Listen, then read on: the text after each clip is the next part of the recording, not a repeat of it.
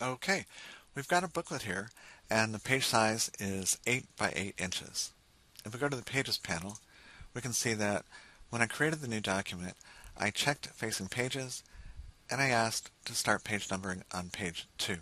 That way, we start with the left-hand page. But what I'd like is to have the back cover and the front cover opposite each other, page 8 and page 1. So let's do that by right-clicking on page 2 in the Pages panel. We'll go to Numbering and Section Options and start numbering on page 8. Now we've got the back cover as the first left-hand page, and we need to change page 9 to page 1. So right-click on page 9, go to Numbering and Section Options, and we'll start numbering at 1. Essentially make a new section.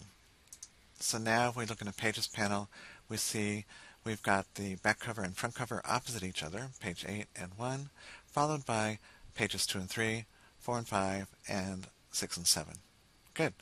So that way, when we use automatic page numbering, the page numbers will be correct. And let's do that by going to the master page. So we'll come up here to the Pages panel and double-click on Master A, and now we're on the Master Page A. So I've already created some text here for the page numbers. And I'll just go ahead and highlight that text. And I'm going to go to the Type menu to Insert Special Character, to Markers, to Current Page Number. Type to Insert Special Character, to Markers, to Current Page Number.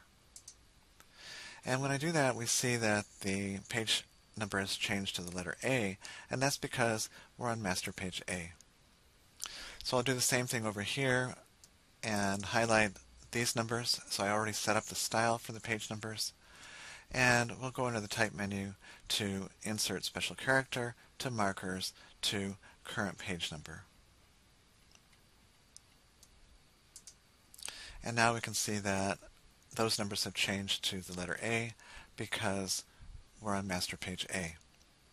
So if we go to pages 8 and 1 in the document, we can see those numbers are correct, page 8 and page 1. And if we go to pages 2 and 3, we see the numbers are correct, 4 and 5, 6 and 7. So we see that our automatic page numbering has worked just fine. Let's make a duplicate master page. So we'll go back up here to Master Page A. And what we're going to do is, because the art on master pages is applied to document pages, what we'll do is we'll make a duplicate master page and change the art slightly, and then apply that master page to some of the document pages. So up here in the Pages panel, let's go to the Pages panel menu and choose Duplicate Master Spread A Master. And so now you can see we've got a B master in the Pages panel. It looks just like the A master, except that it now has the letter B for the current page number because we're on Master Page B. So I think the change we'll make will be this gradient down here at the bottom of the pages. So right now you can see this graphic frame is filled with a gradient that goes from blue to gray.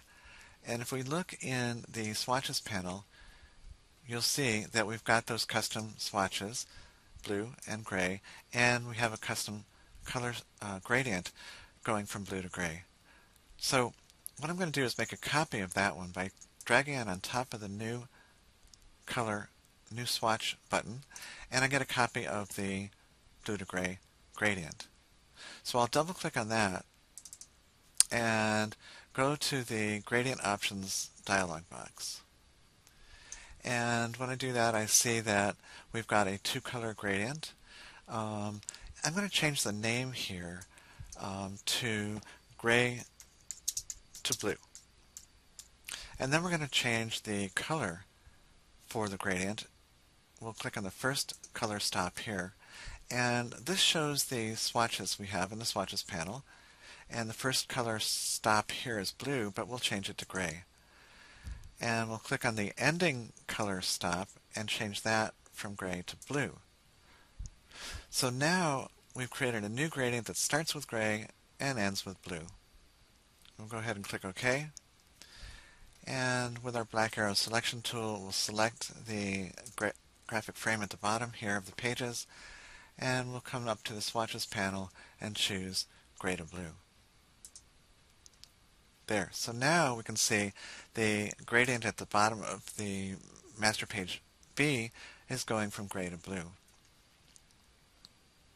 And if we go back to the master pages, we can go to master page A and see that that one is still blue to gray.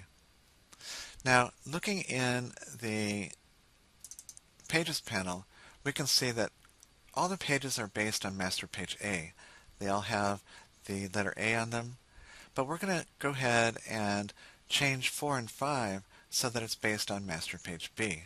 And we'll do that just by dragging the pages down from the upstairs there. We'll drag the master page B on top of the left-hand and right-hand page, pages 4 and 5.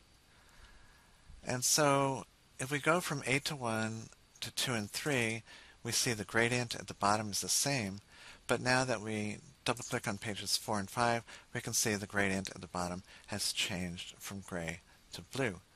And then 6 and 7 are still based on master page A. So there's how to do some automatic page numbering and also use the master pages to place art on document pages. And we'll just go back and look at the Pages panel one more time. We see that all the pages are based on master page A except for pages 4 and 5, which are based on master page B.